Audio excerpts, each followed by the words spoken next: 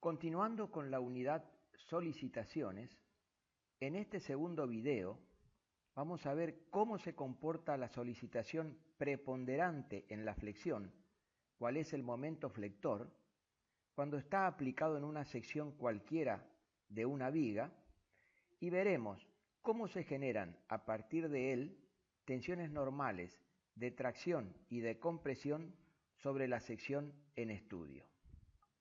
Para eso, vamos a repasar algunos conceptos ya vistos en el video número 1.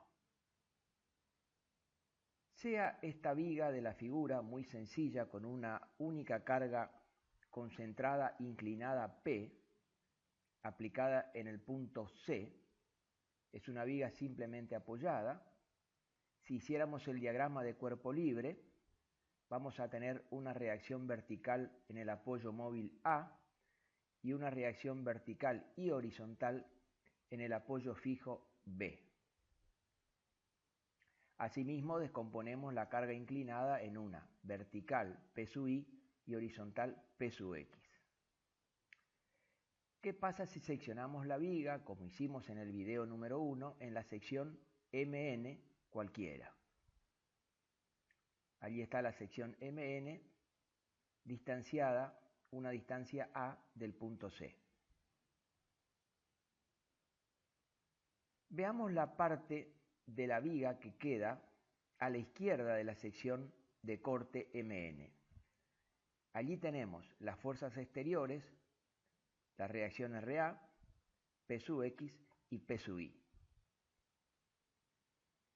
Sabemos que cuando un sistema de fuerzas exteriores actúa sobre la viga, las infinitas partículas del cuerpo de la misma se ven afectadas, y para mantener unido al cuerpo, es decir, para mantener su propia cohesión, esas partículas desarrollan fuerzas de atracción interna, generándose de esta manera lo que internamente llamamos solicitaciones. Se generan de esta manera en la sección de corte MN la solicitación de esfuerzo de corte Q, la solicitación de esfuerzo normal N y la solicitación de momento flector M. De esta manera, para el tramo que queda a la izquierda de la sección de corte MN, las fuerzas exteriores RA, P sub X y P sub I serán equilibradas por fuerzas internas que aparecen en la sección, en este caso, MN. Si nos fijamos bien, la solicitación de esfuerzo de corte Q será igual a RA menos P sub I, de manera que este sector de la viga quede en equilibrio en cuanto a fuerzas verticales. Por otra parte, y de la misma manera, la solicitación de esfuerzo normal N será igual a P sub X, pero en sentido contrario, de manera de mantener el equilibrio en este sistema. Y finalmente, la solicitación de momento flector M será igual a el producto de RA por L1 más A menos P sub I por A. Es decir, esa solicitación interna que aparece de momento flector me está impidiendo la posibilidad de giro del sector izquierdo de la viga debido a la acción de las fuerzas exteriores. De esta manera, entonces, tenemos equilibrado el sistema con las fuerzas exteriores y las solicitaciones de M, Q y N, siendo que el esfuerzo normal, N, es perpendicular a la sección. Veamos que la fuerza N es perpendicular a la sección transversal. En cambio, el esfuerzo de corte Q es paralelo a la sección de corte MN, mientras que la solicitación momento flector también es perpendicular a la sección transversal MN. Veamos ahora la viga en cuestión dibujada en perspectiva. Vamos a tener sobre el tramo que queda a la izquierda de la sección de corte una resultante de las fuerzas verticales que va a ser la fuerza F sub I resultante, que será igual entonces a RA menos P sub I. Esa fuerza exterior actuante sobre ese tramo de la viga va a estar equilibrada por la solicitación de esfuerzo de corte aplicada en la sección MN.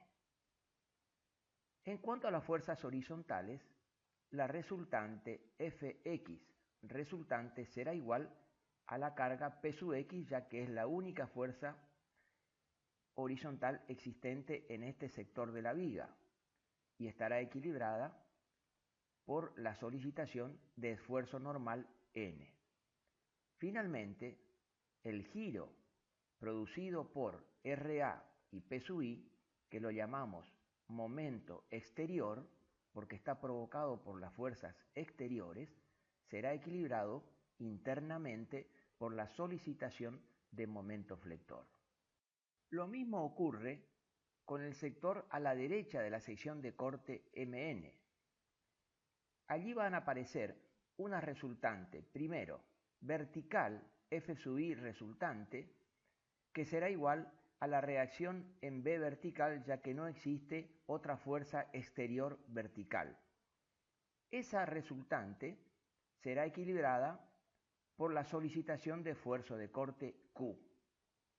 En cuanto a las fuerzas horizontales, la resultante será igual a la reacción en B horizontal, ya que tampoco existe otra fuerza horizontal en este tramo de la viga. Y esa resultante será equilibrada por una fuerza interna, N, que es la solicitación de esfuerzo normal. Finalmente, la posibilidad de giro producida por la reacción en B vertical, que la llamamos momento exterior, será equilibrada por la solicitación de momento flector. De esta manera, tenemos sobre la viga las fuerzas exteriores resultantes, que están dibujadas en color verde, y sus equilibrantes internas, que son las solicitaciones de M, Q y N, que están dibujadas en azul. Aquí en esta figura se puede ver y observar claramente que las fuerzas exteriores aplicadas sobre la viga van a estar equilibradas internamente por las solicitaciones. Esto que ocurre en la sección MN cualquiera de la viga ocurre en todas las demás secciones que conforman el cuerpo desde el apoyo A hasta el apoyo B. Y las solicitaciones de M, Q y N van tomando en cada una de esas secciones distintos valores. Valores que luego después lo vamos a representar a través de los diagramas de solicitaciones. Pero veamos, y lo importante es tener presente que quienes originan la deformación de la viga son las fuerzas exteriores, cuyas resultantes están indicadas en color verde. A raíz de ese cambio de forma que tratan de imprimirle las fuerzas exteriores, aparecen dentro del cuerpo de la viga fuerzas internas intermoleculares que se oponen a ese pretendido cambio de forma. Y así es como nacen los esfuerzos internos M, Q y N, a los que denominamos solicitaciones. Vamos a seguir deteniéndonos en esta figura para observar algunas características importantes de las solicitaciones. En primer lugar, reparemos en la solicitación de esfuerzo de corte que se encuentra ubicada sobre la sección MN, que es la solicitación Q. Dijimos que esa solicitación es igual, pero en sentido contrario, puesto que la equilibra a la resultante de las fuerzas verticales del tramo que se encuentra a la izquierda de la sección MN. Ahora bien, esa misma solicitación Q será igual en magnitud y en signo a la resultante de las fuerzas verticales del sector que se encuentra a la derecha. En este caso será igual a la resultante F sub I. Es decir, la solicitación equilibra las fuerzas externas del sector de la izquierda, pero a su vez es igual a la resultante de las fuerzas verticales del sector de la derecha. Esto que pasa con la solicitación Q pasa con las otras tres. Por ejemplo, para la solicitación de esfuerzo normal, vemos que equilibra a la resultante de las fuerzas horizontales del sector de la izquierda. Por eso, al ser una equilibrante, tiene distinto signo. Una va hacia la izquierda y la fuerza exterior hacia la derecha. En cambio, esta misma solicitación N es igual en magnitud y en signo a la resultante de las fuerzas horizontales del tramo que se encuentra a la derecha de la sección MN. Es decir, esta solicitación N es igual a la resultante de las fuerzas horizontales del sector de la derecha. Y naturalmente, como he dicho, lo mismo ocurre para la solicitación de momento flector. Fijémonos que la solicitación momento flector equilibra al momento exterior del sector de la izquierda. Por eso tienen distintos signos, ya que son equilibrantes. Ahora bien, esta solicitación de momento flector tiene el mismo sentido, o sea, el mismo signo y el mismo valor que el momento exterior producido por las fuerzas exteriores del sector a la derecha de la sección MN. Por lo tanto, podemos concluir que las solicitaciones o esfuerzos internos que se generan en la sección MN para resistir las fuerzas exteriores aplicadas sobre la parte izquierda de la viga representan asimismo las resultantes de las fuerzas exteriores aplicadas sobre la parte derecha de la viga. Vamos a enfocar nuestro estudio ahora en la solicitación preponderante de la flexión, cuál es el momento flector.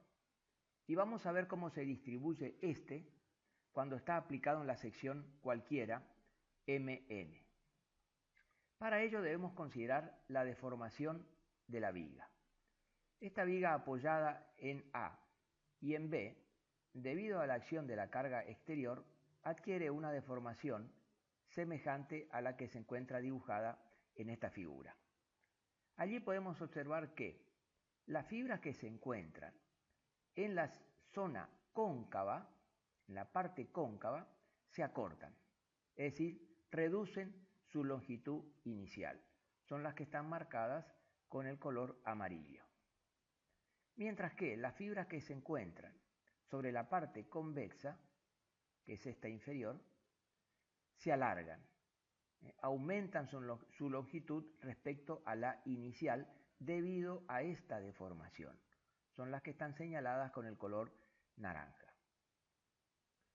Va a existir una línea o un eje que se llama neutro y que se encuentra ubicado en el baricentro de la sección transversal de la viga y la recorre desde un apoyo hasta el otro, en el cual las fibras no se acortan ni se alargan. Por eso precisamente se denomina eje neutro. Es decir, las fibras ubicadas entre el eje neutro y la parte cóncava se acortan. Las fibras ubicadas desde el eje neutro hasta la parte convexa se alargan. Entonces, podemos decir que la flexión produce compresión en la parte cóncava, es decir, desde el eje neutro hacia arriba, y tracción en la opuesta, es decir, en la zona convexa. Vamos a observar lo que ocurre en la sección cualquiera MN que se encuentra dibujada aquí. Repito que esta sección puede estar ubicada en cualquier sector entre el apoyo A y el apoyo B. Observemos lo que ocurre en esa sección MN, donde hay un momento flector aplicado. Es decir, hemos dibujado exclusivamente la solicitación de momento flector, ya que es la que nos interesa para este estudio en particular. Vemos que se encuentra dibujado también el eje neutro, que pasa por el centro de gravedad de la sección transversal MN. Y habíamos dicho que la flexión produce acortamientos o compresión sobre las fibras que están por encima del eje neutro. Quiere decir que si esta fibra, que está ubicada a la altura del punto M, se acorta debido a la flexión, o sea, debido a la aplicación de la solicitación de momento flector, entonces el diagrama de deformación será este doblemente triangular, donde el punto M pasa a la ubicación de M', puesto que la fibra superior se acortó. Y así se establece o aparece la deformación máxima sobre las fibras superiores. Es el acortamiento máximo que tiene la sección transversal de corte MN. Sobre las fibras inferiores pasa exactamente a la inversa. El punto N pasa a la ubicación de N', es decir, se produce un alargamiento de todas las fibras que se encuentran entre el eje neutro y la parte inferior convexa.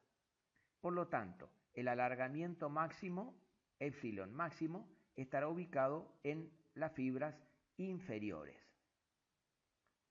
¿Qué ocurre en el eje neutro?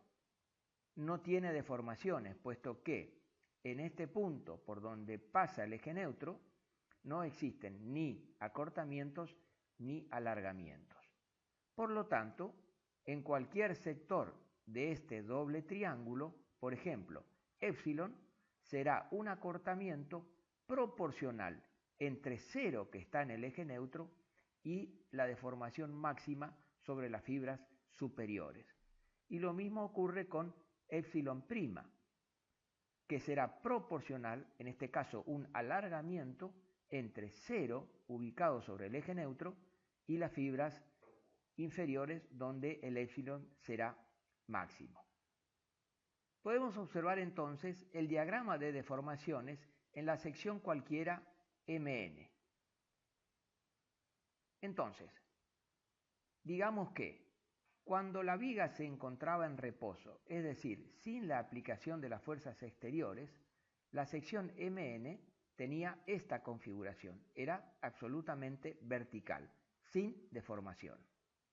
Ahora bien, aplicadas las fuerzas exteriores, surgido las solicitaciones internas, se produce una deformación de la viga, y esa deformación hace que esta sección MN deje de ser vertical para pasar a ser inclinada, tomando la configuración M'N', aplicándose aquí una hipótesis muy importante en estructuras que dice que la sección transversal se mantiene plana antes de la deformación y después de la deformación.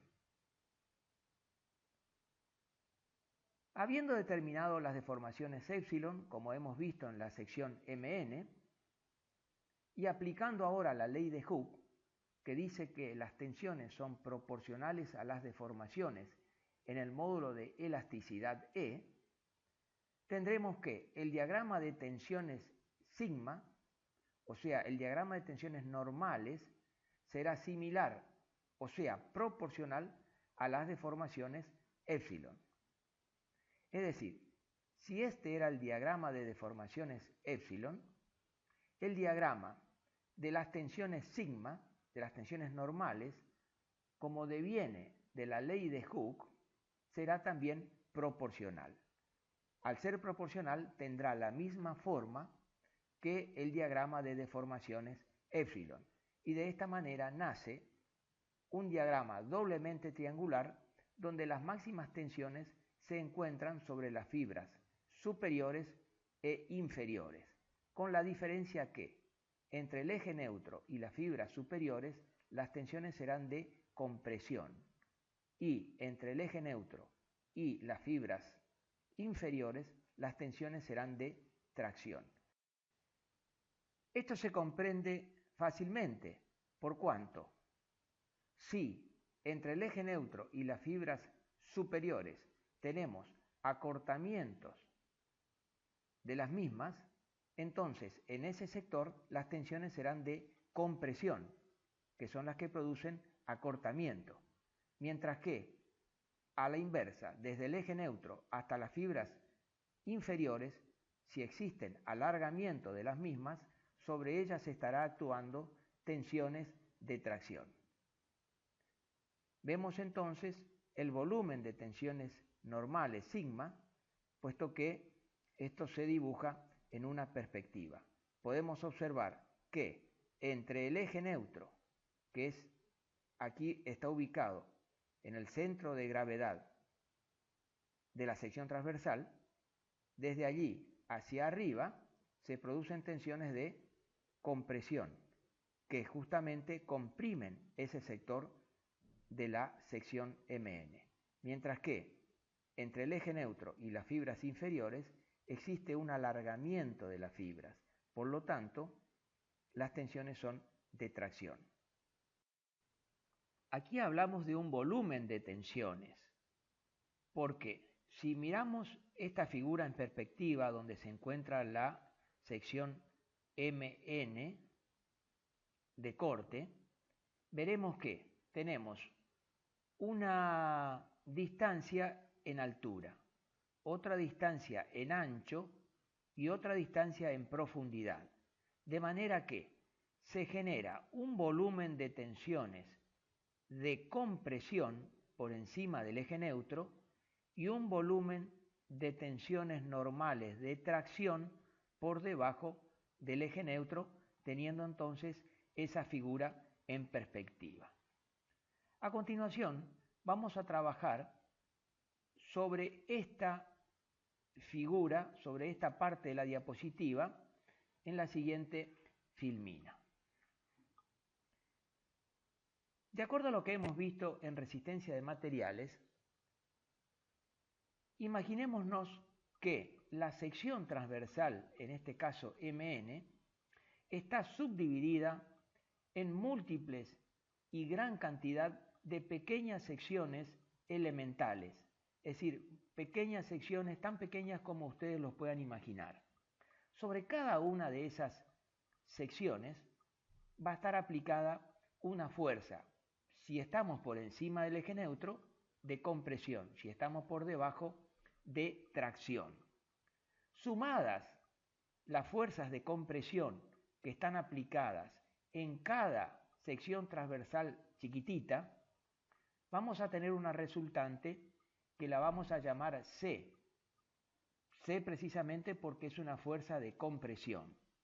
Y como este es un triángulo, esa fuerza C va a estar ubicada al tercio de la fibra superior, considerando la altura h sobre 2. De la misma manera, sobre las tensiones de tracción, vamos a tener una resultante que la vamos a llamar T. Tracción, C, compresión. Si nos fijamos, estas dos fuerzas son iguales pero de sentido contrario y por eso se denominan cupla interna resistente.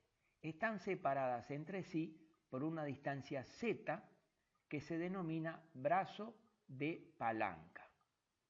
Ahora bien, si nos fijamos en la fuerza C y en la fuerza T, van a tender a provocar un giro en esta sección que va a tener este sentido que marca el cursor del mouse. Entonces, ese sentido es exactamente el mismo de la solicitación momento flector aplicada en esta sección MN. De manera que, si multiplicamos C por Z o T por Z, que es lo mismo, vamos a tener un momento equivalente al momento flector aplicado como esfuerzo interno o solicitación en la sección MN.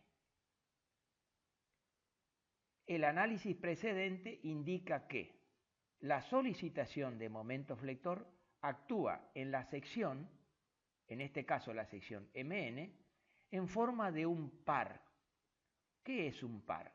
Son dos fuerzas de la misma magnitud, pero de sentido inverso. En efecto, C es igual a T, pero C es de compresión y T es de tracción. Por lo tanto, si bien son iguales en magnitud, son distintas en signo.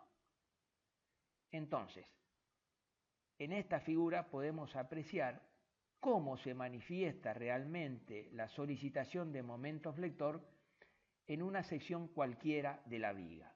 Se manifiesta a través de una fuerza de compresión y de una fuerza de tracción. Cada una de estas dos fuerzas es la resultante de las tensiones, ya sean de tracción o de compresión, que existen aplicadas sobre la sección transversal. En definitiva, el momento flector que se origina en la sección cualquiera MN durante la flexión de la viga se manifiesta como un par de fuerzas. Ese par de fuerzas es perpendicular a la sección, por eso son normales, provienen de tensiones normales. Una de ellas es de tracción, en este caso la inferior, y la otra es de compresión, que es la superior. Para el caso del trozo de la viga que está a la derecha, las fuerzas de compresión es la que está en la parte superior al eje neutro y la fuerza de tracción en la parte inferior al eje neutro. Como en la viga existen innumerables secciones transversales del tipo de la MN, donde hemos hecho el corte, también habrán infinitos valores de momento flector. Para cubrir todos ellos es que se determina el diagrama de momento flector, de manera de poder hallar gráficamente esta solicitación en cualquier sección de la viga que se nos ocurra, evitando de esa manera la necesidad de efectuar múltiples cálculos numéricos. Hemos dicho que solamente íbamos a tratar el momento flector porque queríamos demostrar de qué manera se distribuye en la sección, es decir, a través de la fuerza C y de la fuerza T. Pero también recordemos que en cada sección transversal de la viga van a estar actuando las solicitaciones de Q y de N.